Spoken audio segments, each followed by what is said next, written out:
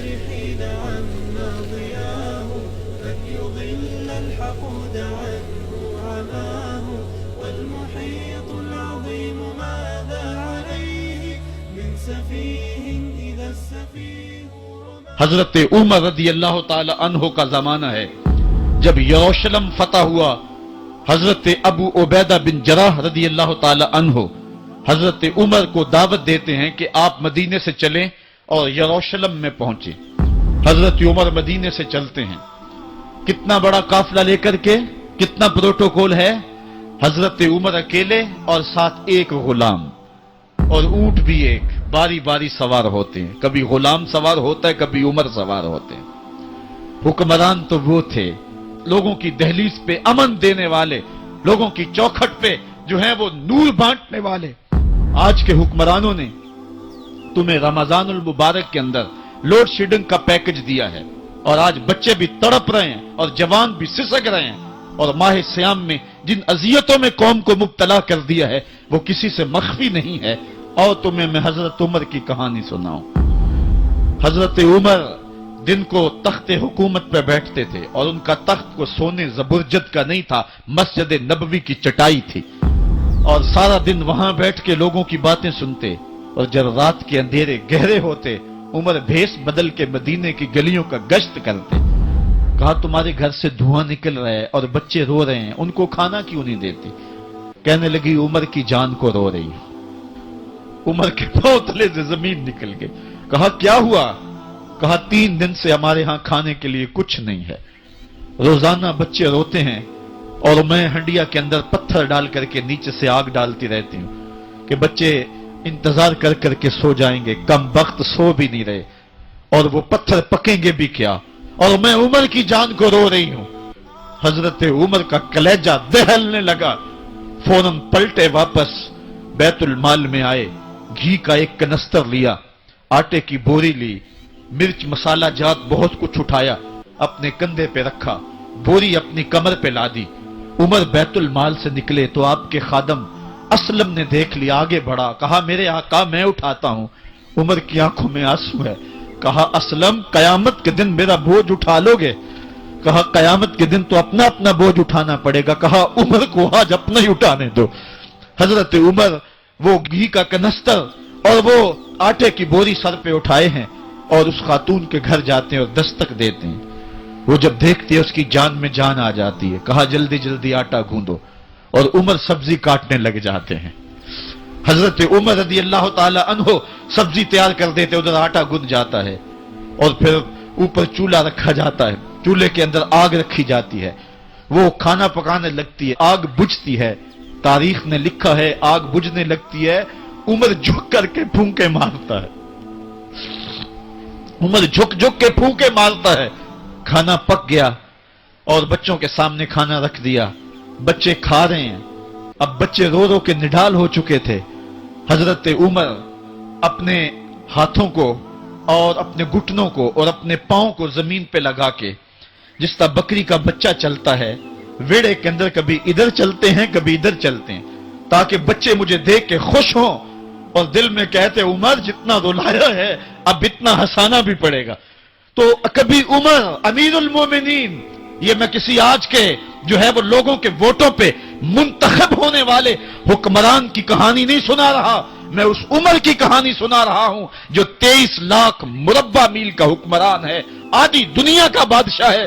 حضرت عمر جو ہے جس طرح بکری کا بچہ چلتا ہے اس طرح اپنے ہاتھ اور اپنے گھٹنے زمین پہ ٹیک کر کے جو ہے وہ اس طرح چلتے ہیں. بچے عمر کو دیکھ کے مسکراتے ہیں. جب بچے مسکرانے لگے تو حضرت عمر نے اس خاتون سے کہا بڑھیا عمر کو معاف کر دے. اس نے کہا تو اتنی ہمدردی کیوں کرتا ہے؟ کہا عمر بیچارہ بڑا پھنسا ہوا ہے, فکر ہے اس کو یرموک و فسطاط و حلوان کی, جب فتح ہے مصر تو تیاری ہے ایران کی.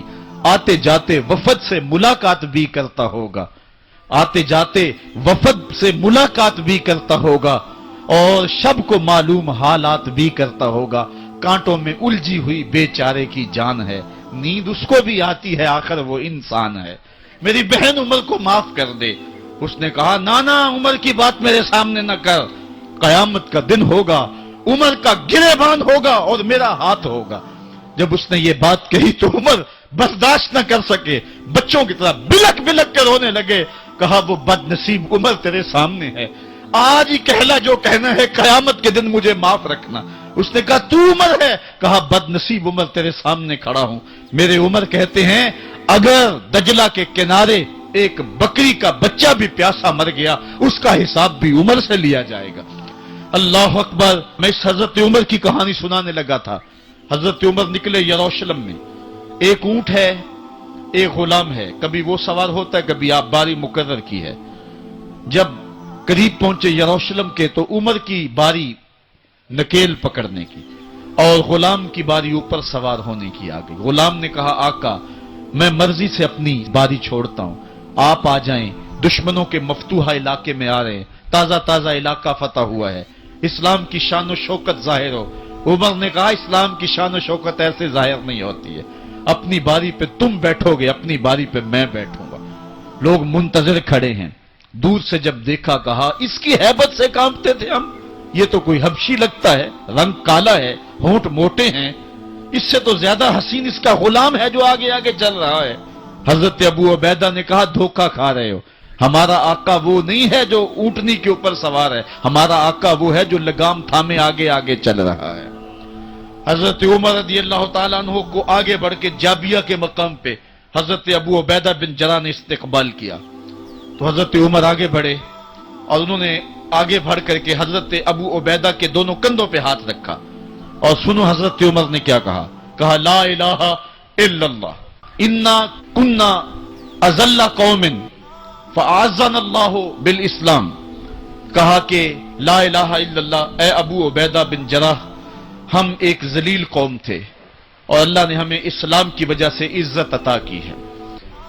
और मैं तुम्हें एक तारीख साज बात कहने लगा हूं और वो ये है कि जब तक हम इस इज्जत वाले इस्लाम के दामन को थामे रहेंगे हमारी इज्जत कायम रहेगी, और जब इस्लाम के अलावा किसी और जगह से इज्जत ढूंढेंगे तो रुस्वा करके रख दिए जाएंगे। ये है वो खुलासा जो हजरत उमर ने उम्मतों के उरूज व जवाल का बयान किया है। इस उम्मत को जो खैरात मिली है तख्त व ताज की, वो पेंटागून से नहीं मिली, वो वाशिंगटन से नहीं मिली, वो व्हाइट हाउस से नहीं मिली, वो मोहम्मद अरबी के जोड़ों का सदका मिली है।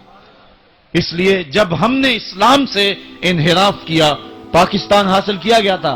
पाकिस्तान का मतलब क्या? ला इलाहा इल्लल्लाह। हमने उस नारे को छोड़ दिया हुआ है, हमने इनहिराफ कर दिया। आज हमारी नजरें मगरब की तरफ लगी है कि तख्त व ताज उससे नसीब होते हैं और दुनिया के ऊपर हम रुसवा होकर रह गए।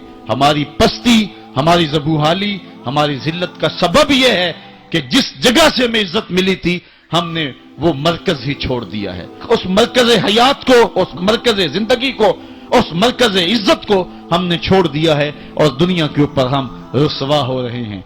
इन्हीं हजरत उमर की कहानी है। वादी तहामा से गुजर रहे थे कि बच्चों की तरह बिलक बिलक के रोने लगे। कहा उमर जवान आदमी हो और बच्चों की तरह बिलक के रो रहे हो। कहा तुम नहीं जानते, मुझे बचपन की कहानी याद आ गई। कहा क्या कहानी है? कहा यही अर्ज़े तहामा थी। मेरे बाप खत्ताब ने मुझे 5 ऊंट दिए थे। कहा इन्हें लाइन में खड़ा करो सीधा। मैं आगे वाला सीधा करता था, पीछे वाला टेढ़ा हो जाता, पीछे वाला सीधा करता, आगे वाला टेढ़ा हो जाता। मेरे बाप खत्ताब ने मुझे बड़ा मारा।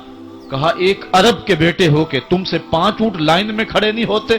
कहा एक जमाना उमर पे वो था कि इससे 5 ऊंट लाइन में खड़े नहीं होते थे और आज शरक से लेकर गरब तक 23 लाख मुरब्बा मील की हुक्मरानी और इंसान भी लाइन में खड़े हैं। ये मोहम्मद अरबी के जोड़ों का सदका नहीं है तो और क्या है? उमर से तो 5 ऊंट लाइन में खड़े नहीं होते थे।